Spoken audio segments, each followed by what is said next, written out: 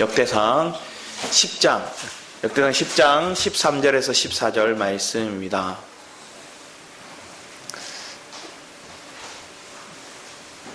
네, 같이 읽도록 하겠습니다. 역대상 10장 13, 14절입니다. 같이 읽겠습니다. 시작.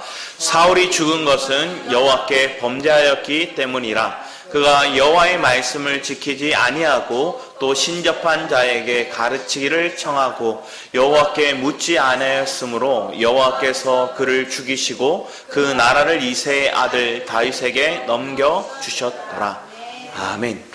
오늘 말씀을 통해서 제목이 우리 묻는 자 그리고 믿고 맡기는 삶, 이런 고백입니다. 그런데 오늘 본문에 나와 있는 사람은 묻는 자가 아니죠. 왜? 답이 나왔어요. 여호와께 묻지 아니하였으므로 얘기해요. 그의 결말이 여호와께서 그를 죽이시고. 지금 여러분 주님께서 안 물었다 여러분 죽이시지는 않습니다. 그것에 대해서 지금 이 말씀을 보고 두려워하거나 떨지 않으셨으면 합니다. 하나님께서 여러분의 삶을 책임지시고 지키시는데, 하나님 내 인생을 이끌어 가시는데 내가 얼마만큼 주님께 묻고 있는지를 살피기 원합니다. 최근에 하영이가 그 어린 유치원에서 체육대회를 했거든요. 그래서 저한테 이렇게 얘기해요. 아빠 꼭 와야 돼. 이렇게 얘기하는 거예요. 그래서 유치원 체육대회를 갔어요. 가서 조금 중간쯤 갔더니 자리가 뒤쪽은 사람들이 쫙 앉아있고 앞쪽에 있는 거예요. 그래서 앞에 앉았어요. 앞에 앉아서 모여주세요 하고 모여있는데 팀장을 뽑는다는 거예요. 팀장을 뽑는데 자원해서 손 들어주세요 하는데 갑자기 하영이가 제 손을 드는 거예요.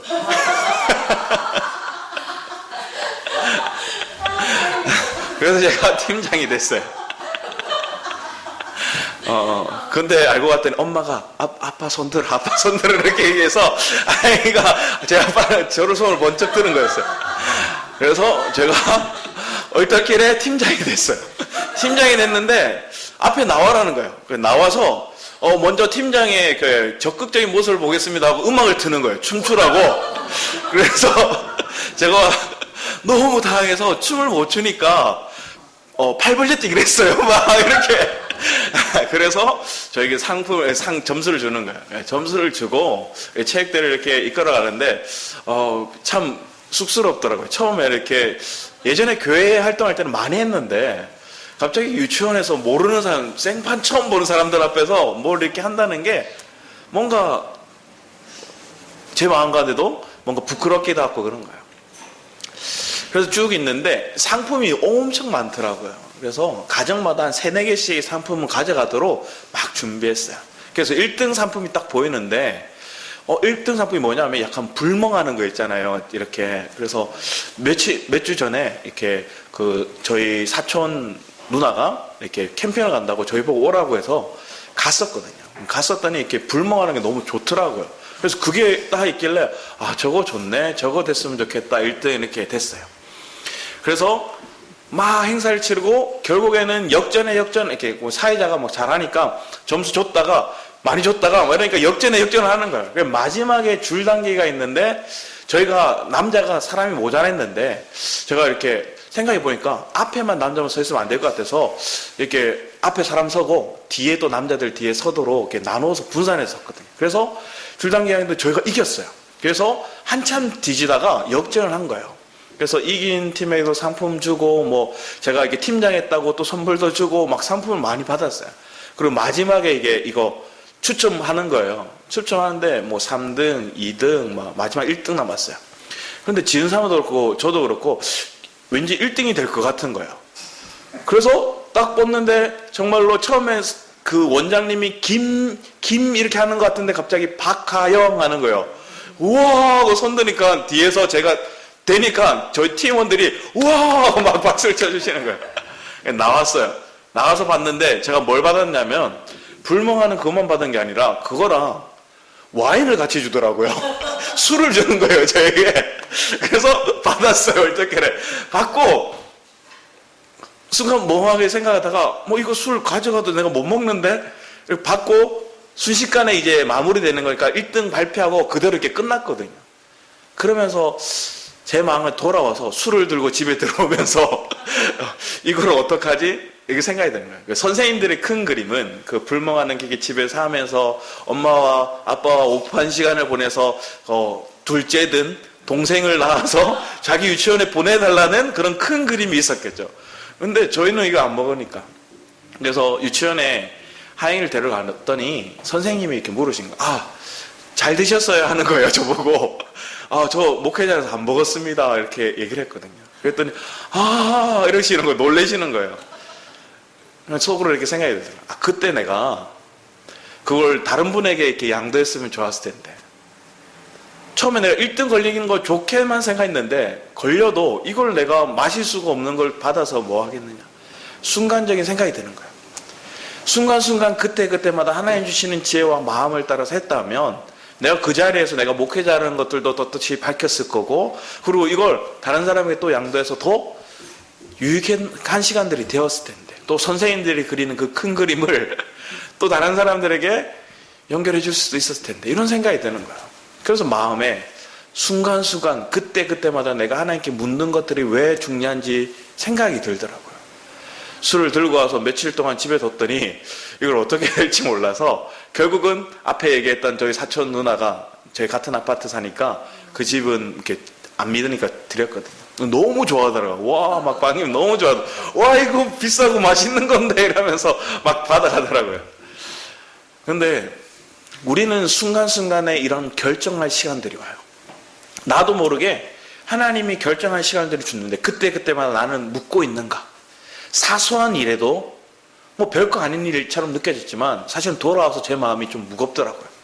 왜 이걸 내가 들고 왔을까? 그 중에서는 제가 하윤이 이렇게 그 친구 엄마들도 있었고 또 아파트에 아는 분들도 있고 해서 제가 목회자라는 걸 아는 분들이 있었는데 제가 그걸 들고 가는 모습을 보셨거든요. 그래서 어떤 분들은 이거 우리가 안 먹을 걸 알지만 그 모습이 그들에게 어떻게 비춰졌을까 생각이 들더라고요. 그러면서 하나님 앞에 한편에서는 회개하는 마음도 들고 한편에서는 주님 앞에 내가 더 깨어 있어야 되겠다는 생각이 드는 거예요.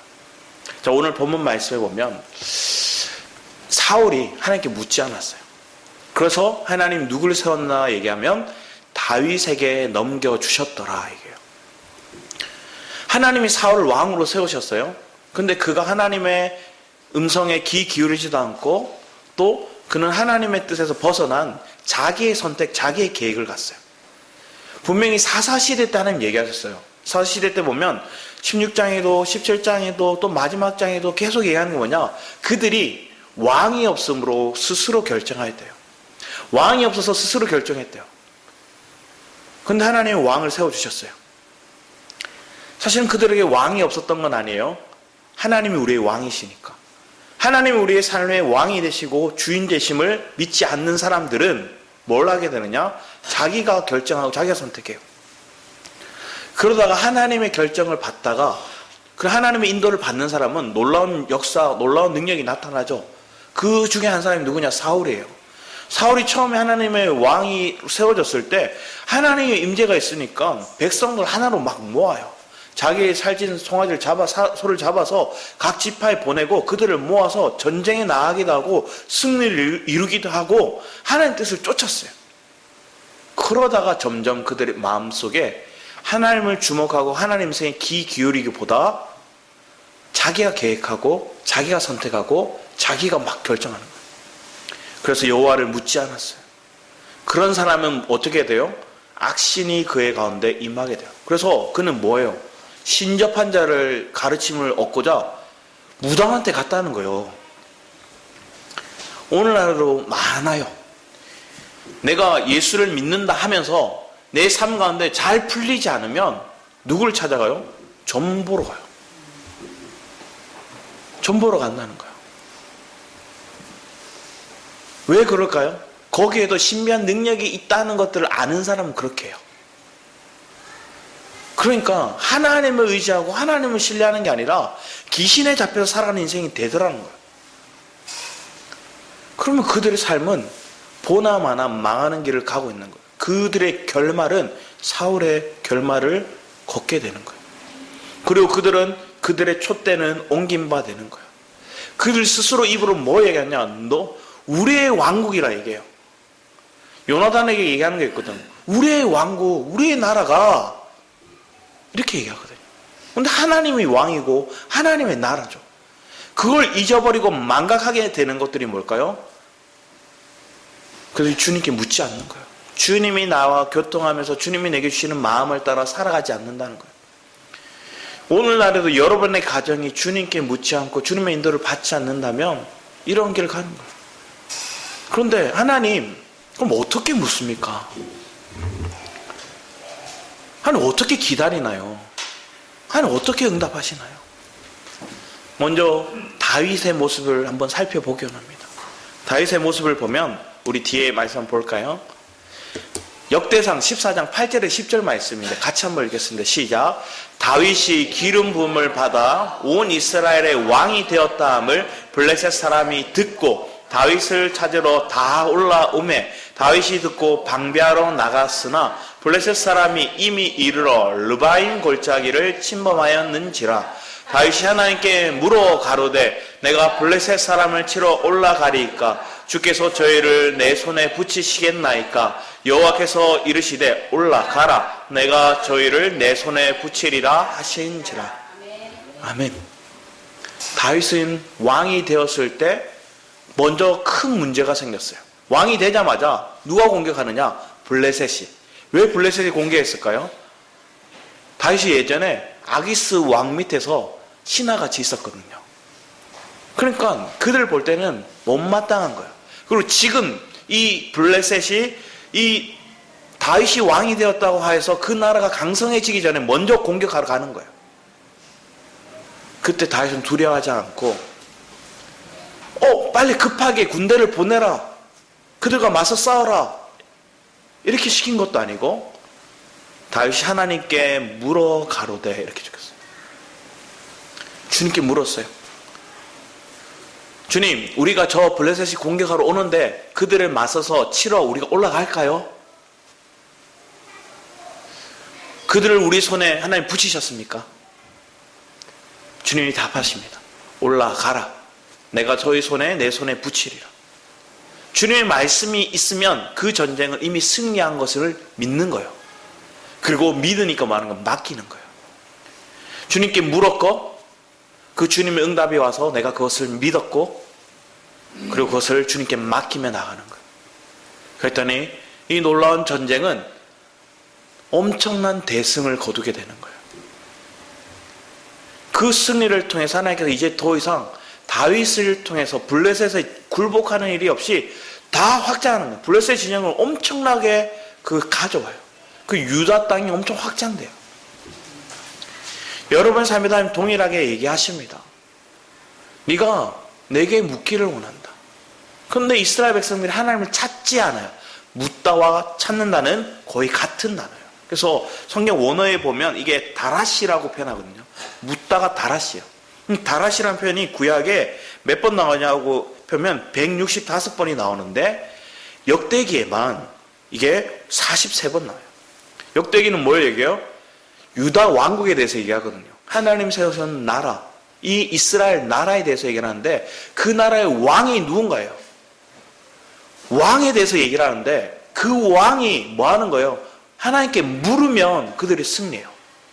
다윗처럼 하나님께 잘 물으면, 솔로몬처럼 하나님께 묻고 행하면 승리를 거두고, 하나님께 묻지 않고 행하면 그들이 주변 나라에 의해서 압박을 겪고 고통을 당하는 거예요. 그래서 역대기의 역사를 보면 그게 가장 많이 나와요.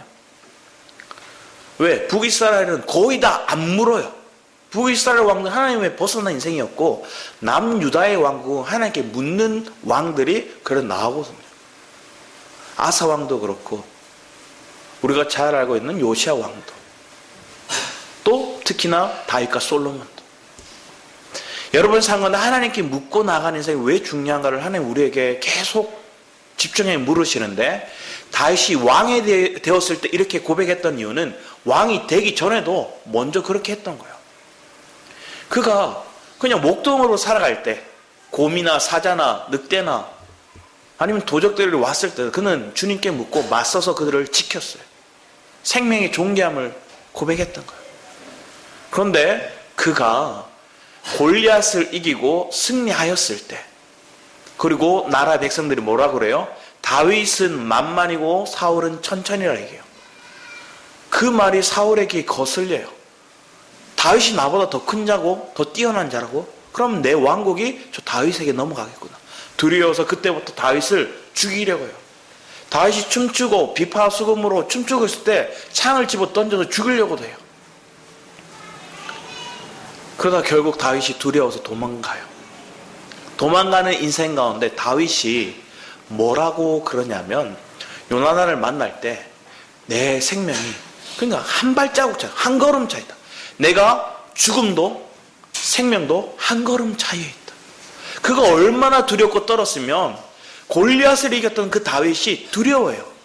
두려움에 잡혀서 내 걸음이 한 걸음만 나가면 죽음이고 또 한 걸음 차이로 내가 생명에 있고, 이 차이를 계속 고백하는 거예요. 여러분의 지금의 인생도 그렇잖아요.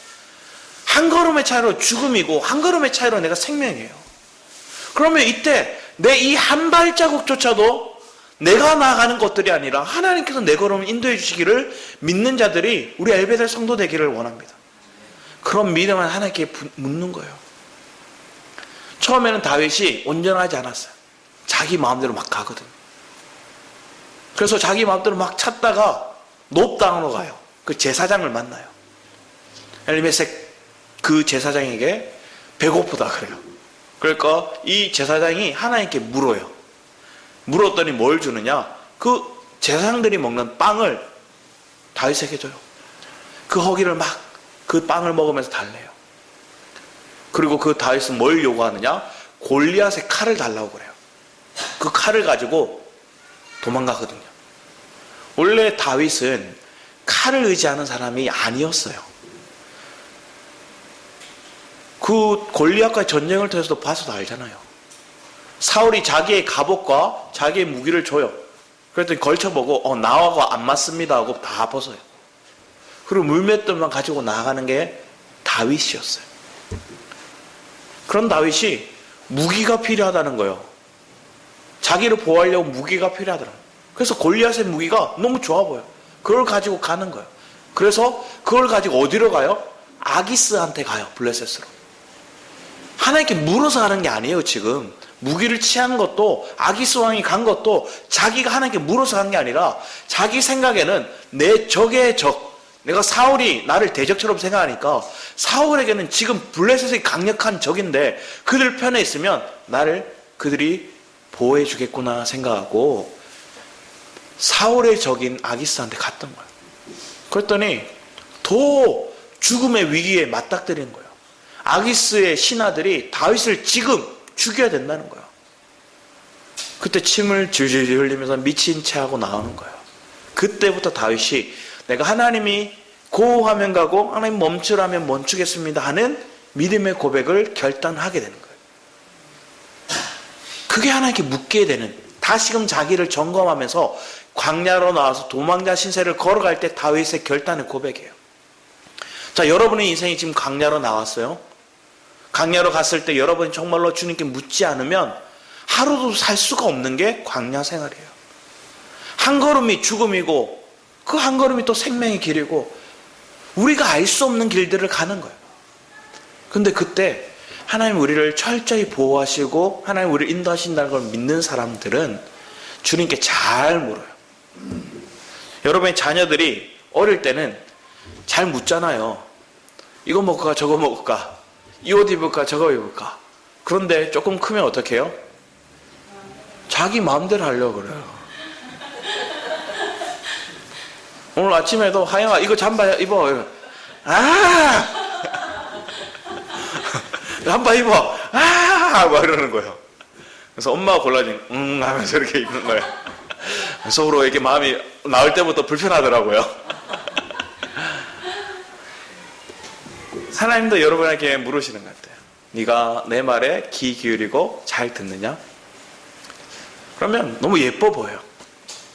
예뻐 보이니까 하나님 더 기쁜 길로, 소망의 길로 여러분이 이끌어 가실 거예요. 그런데 어느 정도 자라고 나면 여러분이 묻는 것도 조금 달라지겠죠. 어떤 집사님이 이런 은혜를 겪고 하나님께 물어야 되겠다 하고 기도하기 시작했어요. 그러면서 집에 이제 저녁 때 남편이 오니까 국을 뭘 끓일까까지 지금 질문하는 거예요. 하나님, 김치찌개를 끓일까요? 하나님, 장어탕을 끓일까요? 이렇게. 하나님이 마음에 가는데 장어탕을 끓여라 얘기했더니 남편이 오면서 우와, 어떻게 알고 이걸 끓여놨다는 거야.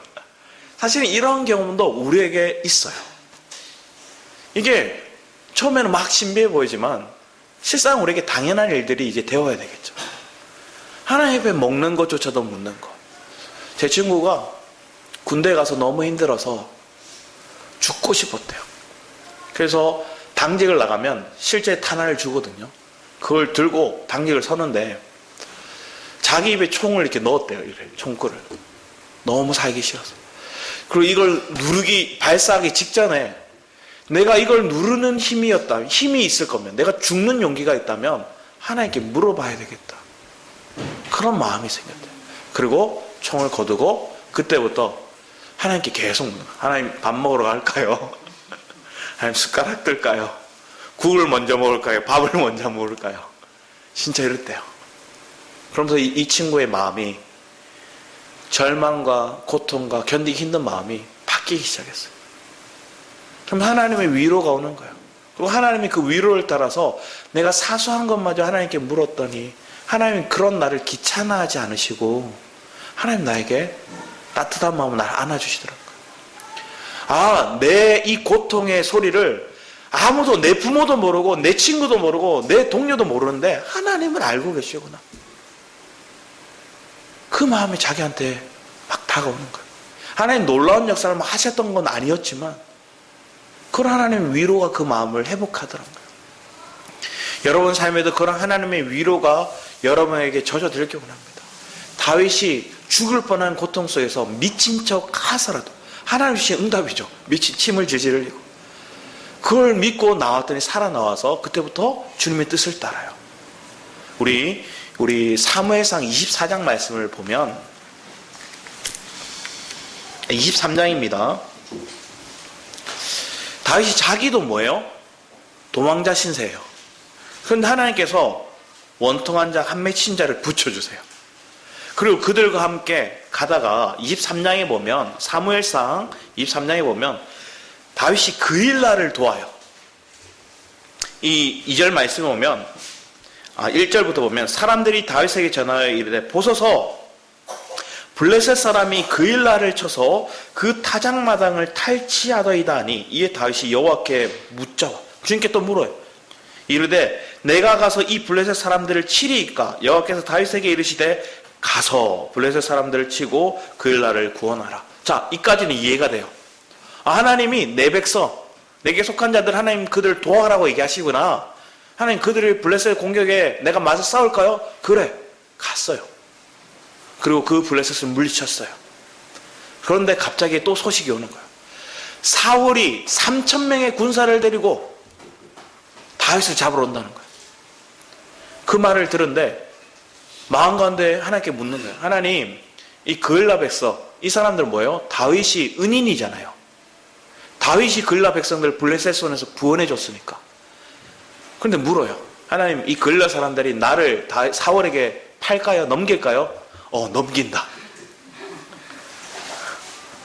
그을라 사람들이 너 은인인지 모르고 자기 살라고 너 팔아 넘긴다.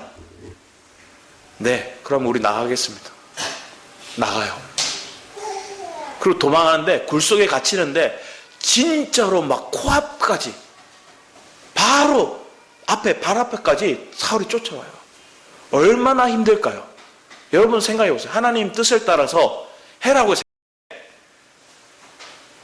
잘 풀리는 거 맞아요. 잘 풀렸는데 갑자기 거꾸로 가요. 갑자기 안 돼요. 갑자기 더 큰 문제가 생겼어요. 위기가 내 앞에 오는 거예요. 하나님 해라고 해서 했는데.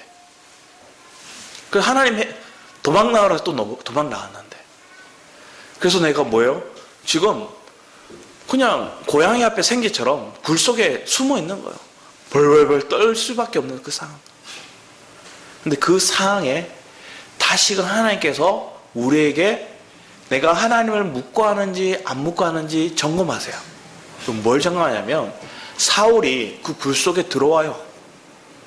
다윗이 숨어있는 그 굴 속에 들어오는 거예요. 이스라엘의 어떤 속담 속이나 어떤 그런 들려오는 얘기 속에 보면 갑자기 거미가 굴 속에 그 실을 막 짜가지고 그래서 가로막았다는 거예요. 그래서 앞에 사울이 앞에 용변벽을 왔는데 그 뒤에서 그들이 숨죽이고 바로 코앞에 보이는 거예요. 그때 다윗의 함께 도망가는 이 자기의 사람들이 다윗에게 뭐라고 얘기할까요? 하나님이 주신 기회입니다. 이렇게 얘기해요. 자, 하나님께 물었던 게 아니라 나와 함께 하는 사람들은 하나님께 묻고 한 게 아니라 자기들 생각에 하나님이 주신 기회라는 거예요. 그럼 생각해 보세요. 지금 내가 도망자 신세예요. 여러분이 지금 당장 내일 당장에 해결할 수 없는 문제들 앞에 있어요.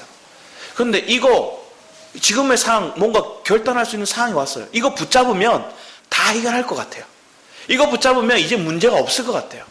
이거 하나 선택해버리면 그 일이 뭐예요? 사울을 지금 죽이는 거. 이거 선택하면 이제 해결될 것 같아요. 이게 기회라는 거예요. 내 옆에 있는 사람들이. 같이 도망하는 사람이에요. 같이 그일라에서 내가 하나님 말씀을 따라 그들 전쟁에 참여해서 블레셋에서 이겼고 또 하나님 말씀을 따라 같이 거기서 나온 사람들이에요. 그들 마음이 어땠을까요? 하나님 지금 왜 그러나? 다윗도 왜 저렇게 선택하나? 근데 지금 굴속에 들어와서 보니까 자기들 생각에는 이렇게 그일라를 치고 또 그 사울이 쫓아오고 또 우리를 쫓아오는 가정에서 이 굴속에 숨었을 때 사울이 지금 혼자 들어왔던 건 하나님이 이렇게 우리에게 기회를 주시는 거구나 하고 그들 스스로 생각했어요. 근데 다윗은 그것을 하나님 주시는 기회라고 생각하지 않았어요. 속으로 기도했을 거예요. 그리고 하나님 주신 마음이 있었어요. 하나님이 기름 부은 자를 내가 함부로 할 수 없다. 하나님을 주시는 감동에는 하나님의 말씀, 하나님의 권위를 벗어난 것들이 없어요. 하나님이 내게 기회를 주셨다는 게 아니라 이건 하나님 나를 점검하시는 거구나. 테스트구나. 그래서 그 뒤에 사람들 얼마나 속으로 화가 났을까요? 지금 죽이면 이제 더 이상 도망자 신세 안 해도 되는데 지금 사흘만 없애면 저 3,000명의 군사들이 쫓아오는 것들을 우리는 두려워하지도 않고 광야를 도망다니고 굴속에 숨어다니고 그렇게 안 해도 되는데 여러분도 그래요. 더 이상 힘겹게 안 살아도 되는데 더 이상 손 벌리며 살지 않아도 되는데 더 이상 눈치 보지 않고 살아도 되는데 근데 그때 하나님께 내가 정말로 묻는다면 하나님이 여러분에게 은혜를 주셔서 뭘 하게 만드세요? 권위에 순복하게 하시는 거예요. 기름 부은 자를 함부로 하지 않게 하시는 거예요. 심지어 다윗은 그의 옷자락을 잘라요. 그것마저도 막 속에서 뭐예요? 회개가 나오는 거예요. 그렇게 했던 다윗, 그래서 왕이 되었던 거예요. 여러분 인생은 어떤가요? 하나님께 묻고 있나요? 와, 아싸, 하나님 기회다. 지금 선택하면 내가 돈이 잘 벌릴 것 같고 지금 선택하면 지금 문제를 해결할 것 같고 하나님께 묻지 않고 내가 선택했을 때 좋은 일들이 보이면 하나님 주셨다고 내가 스스로 판단해요. 내가 스스로 하나님 주신 거라고 스스로 고집하면서 막 이게 자기 체면을 거는 것 같아요. 하나님 주신 거야, 하나님 주신 거야, 하나님 기회야. 그러고 그들은 막 그럼 그 일에는 우리는 실패가 있어요. 자기의 정력과 자기의 욕심대로 하면 실패가 있어요. 자, 그런데 지금 다윗이 이렇게 하나님만 묻고만 살았어요? 아니라는 거예요. 그게 우리에게 은혜가 되는 거예요.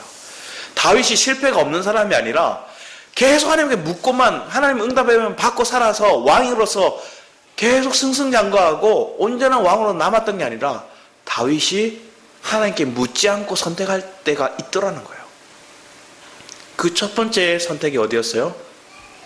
그는 밧세바를 범하는 거였어요. 우리아 안에 밧세바를 범할 때 하나님 제 저인을 내가 품을까요? 이렇게 묻고 기도했을까요? 안 그랬겠죠. 나오면 아는데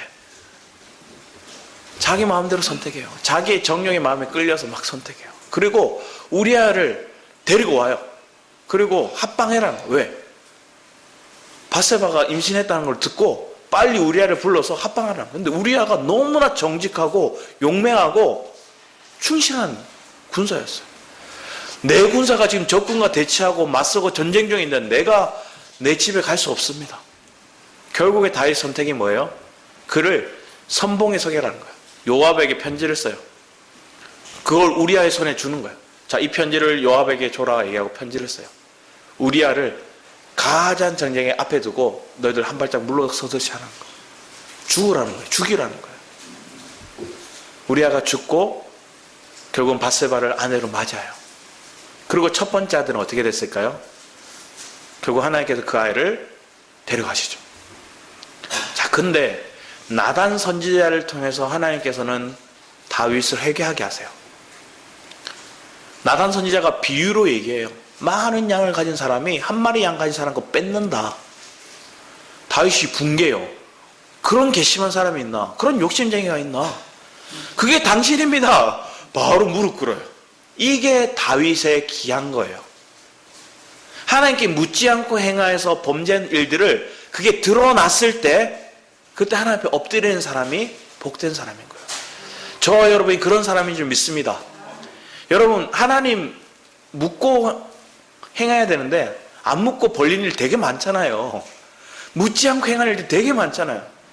그때마다 여러분들 하나님 돌이킬 마음을 주시면 그때 엎드렸던 게 여러분 축복인 거예요. 하나님 긍휼을 구하는 게 여러분 축복인 거예요. 하나님 버리시지 않았다는 증거가 뭐예요? 돌이킬 기회를 주시는 거예요. 돌이키니까 하나님께 그 첫째 아들은 데려가시지만 그 둘째가 누구예요? 다윗에게 솔로몬을 주시는 거예요. 우리 뒤에 말씀 볼까요? 우리 뒤에 또 보시죠. 사무엘하 12장 24절 같이 한번 읽어볼까요? 시작. 다윗이 그쳐 밧세바를 위로하고 저에게 들어가 동침하였더니 저가 아들을 낳으매 그 이름을 솔로몬이라 하니라. 여호와께서 그를 사랑하사. 이 솔로몬이 누가 돼요? 다윗을 뒤를 이어서 왕이 되고 더 큰 게 뭐예요? 다윗이 성전을 짓고자 했어요. 그 성전을 실제적으로 짓는 왕이 누구예요? 솔로몬이 돼요. 자, 그리고 한 가지 더 볼 게 있어요. 다윗이 또 하나님께 묻지 않고 범죄한 게 있어요. 그게 뭐냐? 인구조사예요. 다윗이 말년에 갑자기 요압을 불러다가 인구 계수하라는 거예요. 우리 전쟁에 나갈 수 있는 군사가 몇 명인지 계수하라는 거예요. 요압이 얘기해요. 그거 하나님 앞에 죄입니다. 죄라고 얘기하는 거예요. 근데 그 일을 벌려요.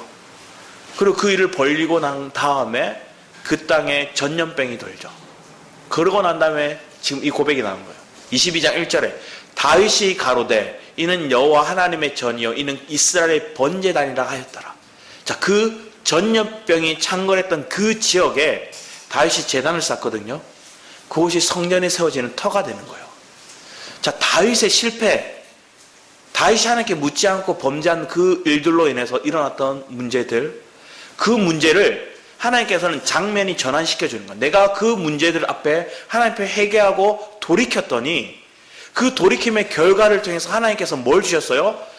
내 다음임 성전을 지을 솔로몬을 주셨고, 또 내가 범죄함을 통해서 하나님의 심판과 같은 전염병이 창궐했던 그 지역이, 그 땅에 다윗이 가서 제단을 쌓거든요. 그 제단을 쌓은 그곳이 성전터가 되는 거예요.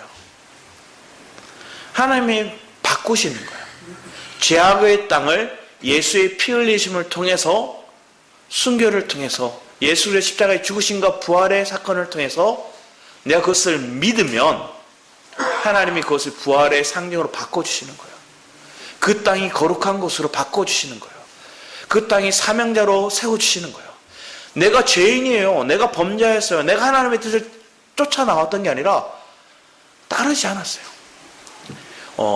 명견 있죠, 명견. 뛰어난 명견이 키워질 때 보면, 어릴 때 이 명견이 되는 개들을 보면 원체 똑똑하고 체력이 좋기 때문에 말썽쟁이가 많대요.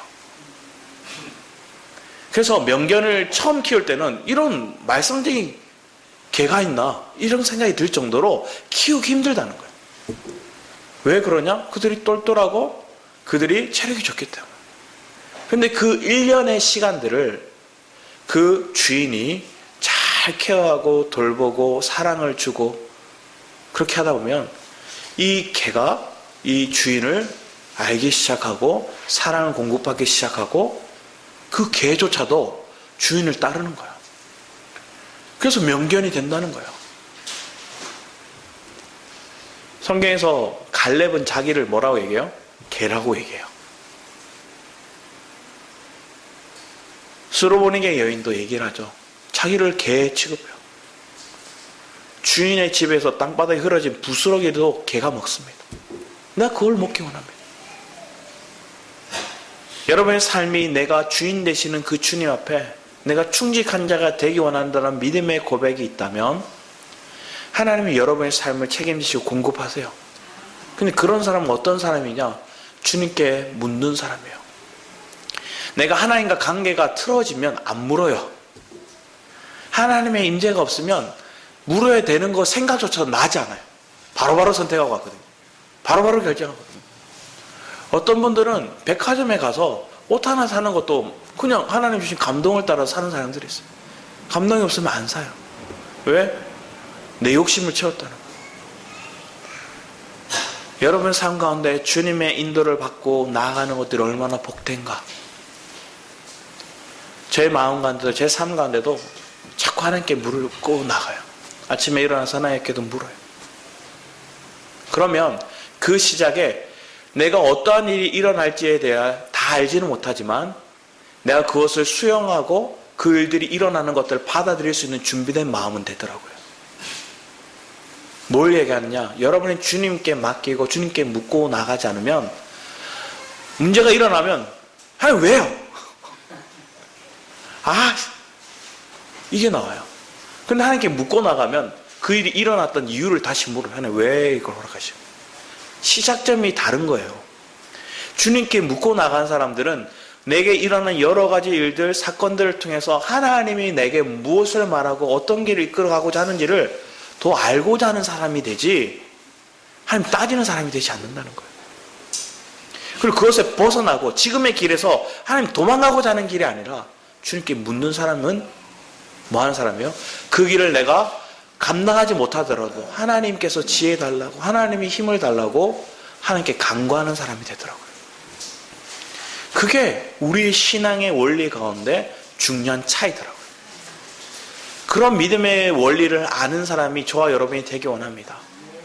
자, 지금 장면이 그랬어요. 다윗의 실패가 다윗이 하나님께 묻지 않고 선택했던 밧세바를 범하고 인구조사를 했던 그 장면. 인구조사의 장면을 조금 더 구체적으로 보자면 우리 뒤에 장면을 볼까요? 보면 1절 2절 말씀을 보면 이렇게 적혀있어요. 같이 한번 읽어보겠습니다. 시작. 사단이 일어나 이스라엘을 대적하고 다윗을 격동하여 이스라엘을 계수하게 하니라. 다윗이 요압과 백성의 두목에게 이르되 너희는 가서 베엘세바에서부터 단까지 이스라엘을 계수하고 돌아와서 내게 구하라. 자, 여기 누가 있대요? 사단이 다윗의 마음을 격동시켰대요. 자, 사람의 수를 세는 게 왜 범죄예요? 인구 계수하는 게 왜 범죄일까요? 첫 번째 이유는 내가 이 계수하는 사람은 누굴 계수해요? 군대에 나와 있는 사람을 계수하는 거예요. 장정들. 그러니까 내가 하나님을 믿고 의지하며 전쟁에 나간 게 아니라 내가 숫자, 내 군대를 의지하게 만드는 거예요.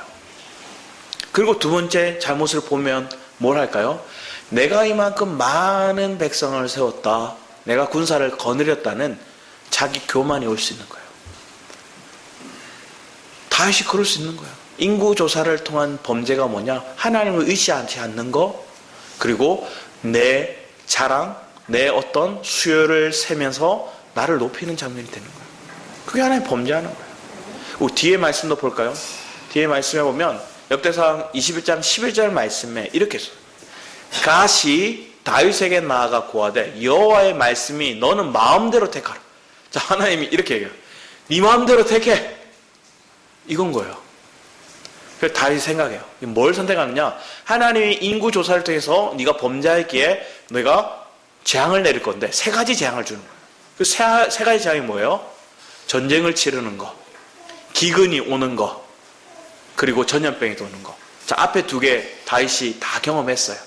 사울을 피해서 도망자 신세가 돼봤어요. 얼마나 힘든지 알아요. 가뭄, 굶주림도 경험해봤어요. 기근 경험해봤던 거예요. 그런데 세 번째 전염병에 대해서는 그거 안 경험해봤어요. 그리고 제일 짧아요. 기간이 짧으니까 전염병을 자기가 인간적인 생각으로 선택한 거예요. 그래서 하나님께 아뢰되 명하여 백성을 계수하여 한 자가 내가 아니니까 범죄하고 악을, 그런데 진짜로 11절 말씀에 범죄함을 통해서 징계가 오거든요. 그런데 순식간에 몇 명이 죽어요? 7만 명이 죽어버려요. 놀래서 다윗이 뛰쳐나가는. 그리고 17절을 고백하는 거예요. 17, 18절 같이 읽겠습니다. 시작. 하나님께 아뢰되 명하여 백성을 계수하게 한 자가 내가 아니니까 범죄하고 악을 행한 자는 곧 내니이다. 이 양무리는 무엇을 행하였나이까? 청컨대 나의 하나님 여호와여 주의 손으로 나와 내 아비 집을 치시고 주의 백성에게 재앙을 내리지 마옵소서. 여호와의 사자가 갓을 명하여 다윗에게 이르시기를 올라가서 여부스 사람 오누란의 타작 마당에서 여호와를 위하여 단을 쌓으라 하신지라. 자, 첫 번째 뭐예요? 11절에서는 네 마음대로 해라, 택하라 얘기해서 택했던 게 전염병이에요. 택했더니 너무 끔찍한 일이 일어나는 거예요. 그리고 하나님 앞에 다시 엎드리는 거예요, 다윗이. 그리고 17절과 같이 하나님, 범죄는 제가 했습니다. 저와 우리의 가정, 우리 아버지의 집에 이 하나님 심판을 내려달라고 이 생명을, 백성들의 생명을 존귀히 여기면서 자신을 십자가에 넘긴 것 같은 고백을 하는 거예요. 그랬더니 여호와의 사자가 명하여서 주님의 음성이 오는 거예요. 자, 지금 전염병이 시작됐던 그 여부스의 오르난 타작마당, 그 타작마당에 제단을 쌓아라 얘기하는 거예요. 그 제단을 쌓아요. 그 제단에는 피 흘림이 있었겠죠. 그리고 하나님의 전염병이 멈춰가요. 백성들이 다시 회복하는 거예요. 그리고 앞에 읽었던 말씀처럼 이 제단에 여호와의 거룩한 성전이 세워지는 제단이 되는 거예요. 여러분 삶에도 그래요. 내가 잘못 선택해서 내 결정으로 문제가 일어났어요. 근데 그 문제를 통해서 하나님께 그것을 내버려 두시는 게 아니라 그 문제를 하나님께서 우리가 돌이키고 주님 앞에 내 마음을 토해놓고 십자가의 은혜를 갈망했더니 보혈이 뿌려져서 그 죄를 묻지 않으세요. 예수의 피 흘리심을 통해서 그 피의 힘을 의지해서 내가 이제 주님께 나아가는 거예요. 그래서 여러분들은 죄의 문제와 상관없어요. 내가 넘어지고 하나님을 묻지 않고 선택했던 그 잘못에 대해서 여러분 상관이 없는 거예요. 그러고 난 다음에 예수의 피를 보혈을 덧입고 나가는 그곳에는 하나님의 부활의 능력이 나타나는 거예요. 여러분이 범죄했던 지난날의 잘못이 내가 신앙의 간증으로 바뀌더라는 거예요. 내 잘못된 선택을 통해서 받았던 지난날의 어려움이 내가 주님을 묻고 주님의 은혜를 덧입고 났더니 예수 그리스도를 믿는 믿음 안에서 하나님의 인도하심을 받고 내가 그 지혜를 따라 살았더니 문제가 이제는 주님의 간증거리로 바뀌게 되더라는 거예요. 그래서 내 생명을 이제 전하는 거예요. 그러나 내가 저와 여러분의 삶 가운데 넘치기를 축복합니다. 자, 이제 뒤에 장면 볼까요? 다윗이 이렇게 얘기해요.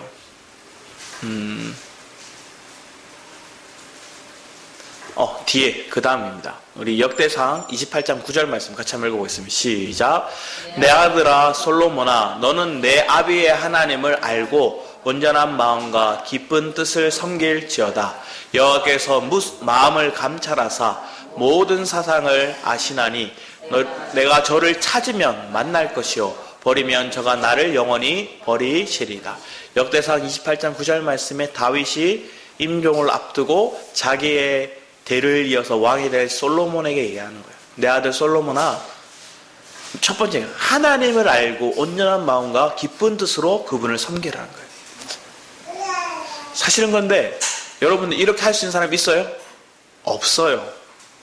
그리고 두 번째 얘기하는 거예요. 마음을 감찰하사 모든 사상을 아시는, 그러니까 주님은 네 생각과 네 가치관과 네 삶의 목표가 뭔지 다 아셔.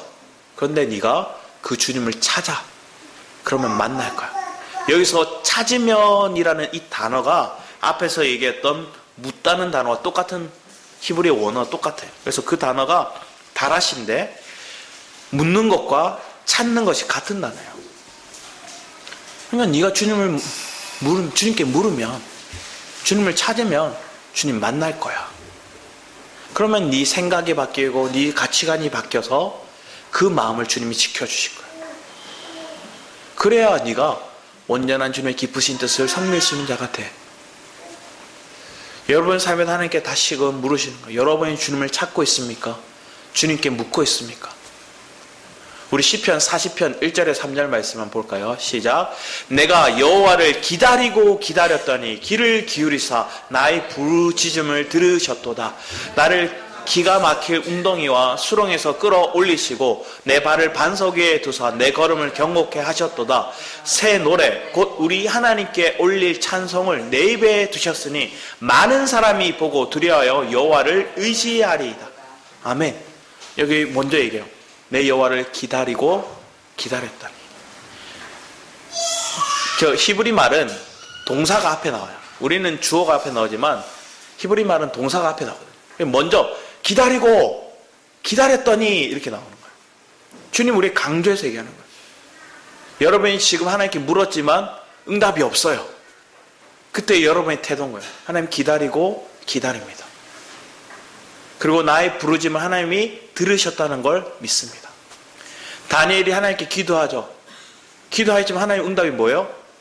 한참 지나고 나서야 오죠.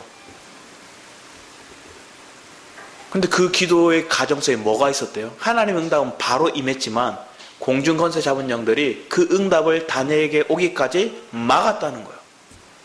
전쟁이 있었다는 거예요. 여러분 삶에도 그래요. 하나님은 여러분이 지금 당장 응답하실 수 있지만 여러분과 하나님 관계를 막고 있는 것들, 그 사단의 세력들이 하나님의 그 응답을 들어줄 수 없는 것들이 막고 있는 거예요. 그러면 어둠을 물리쳐야겠죠. 빛이 여러분 상하는데 임할 때까지 여러분 뭐 해야 되는 거예요? 기다리고 기다리는 거예요. 우리 살짝 뒤에 말씀을 볼까요? 16절에 17절 말씀 보면 이렇게 해요. 무릇 주를 찾는 자는 얘기하죠. 여기서 찾는 자가 뭐예요? 묻는 자, 찾는 자요. 다라시라 얘기하는 거예요.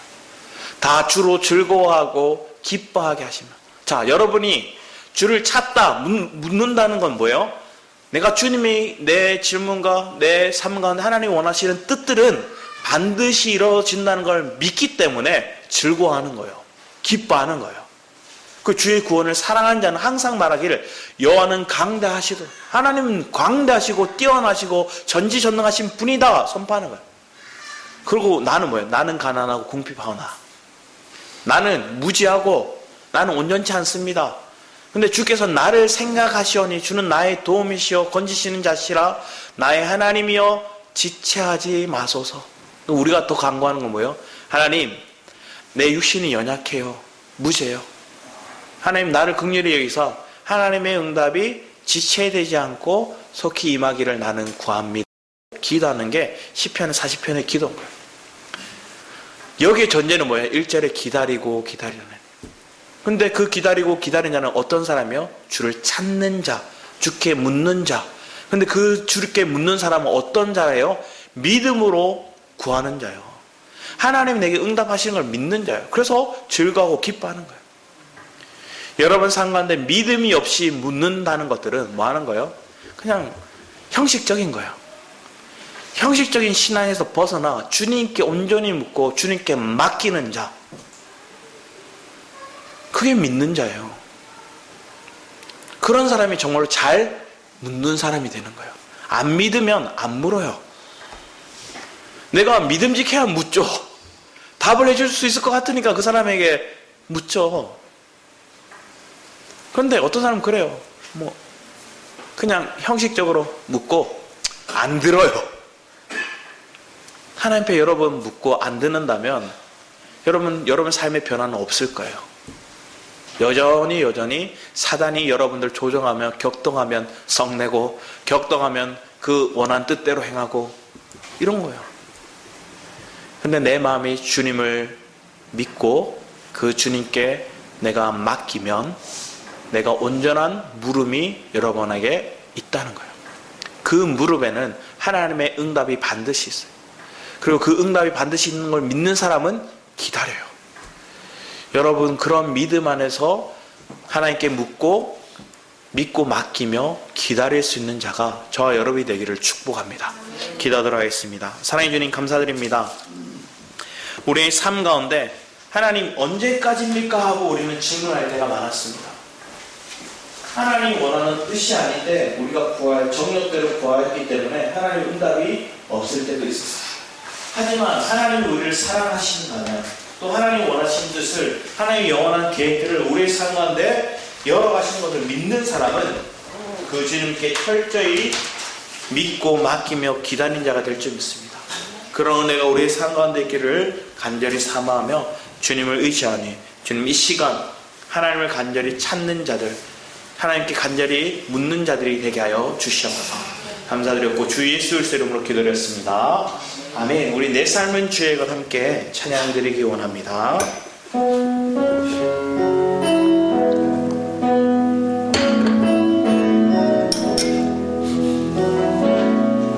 주님 내 길을 잘 아시고 내 걸음 아시네. 어둠에서 빛을 내시는 그분을 믿네. 무엇으로 주를 섬길지 어디로 가야 할지 헤매이는 나를 아시고 길을 여시는 우리 다시 한번 내 주님 내 길을 잘 아시고 내 걸음 아시네.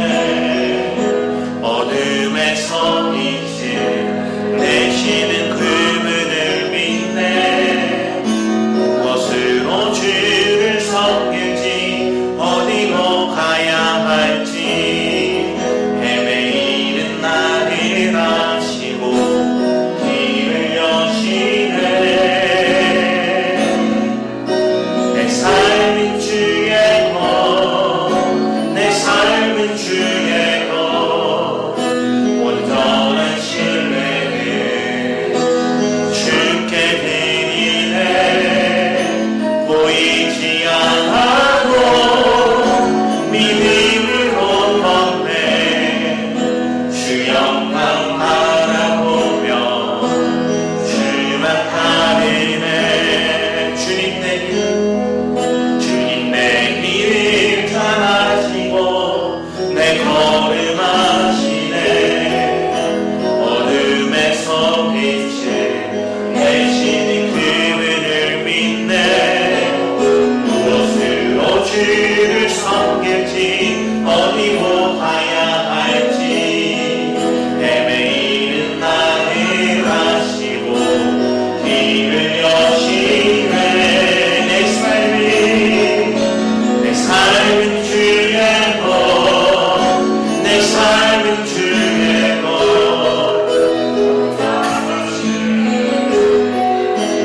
주께 드리네.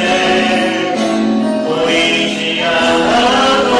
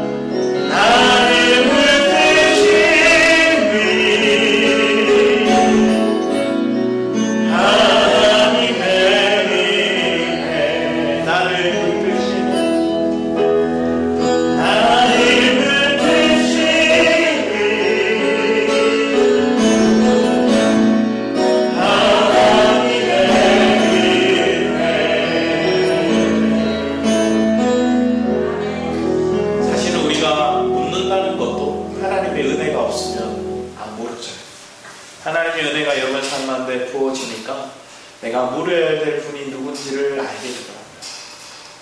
어떤 그 연예인 중에 선교사님 되신 분이 간증을 하는데 그렇게 얘기하더라고요.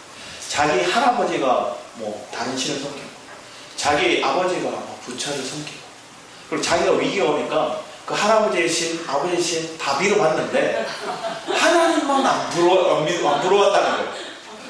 그래서 교회를 달려갔대요. 하나님께 물었대요. 그리고 그분이 나중에 선교사님이 되셨어요.